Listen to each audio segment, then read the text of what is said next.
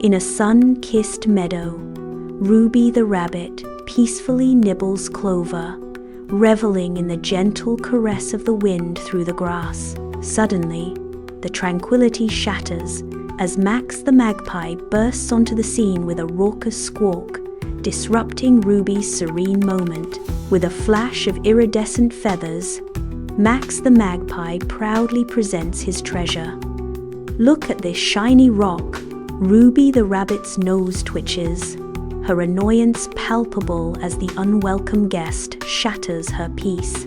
Despite the interruption, Ruby remains still, her gaze fixed on Max, a silent challenge in her eyes. The meadow hangs in momentary suspense, the tension between Ruby and Max thick in the sunlit air.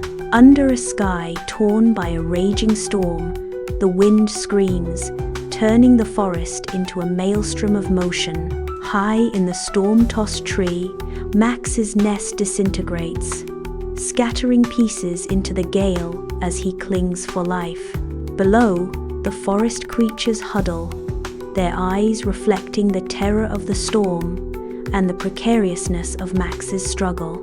Amid the chaos, Ruby begins her ascent, each hop measured and brave, a beacon of calm against the storm's fury.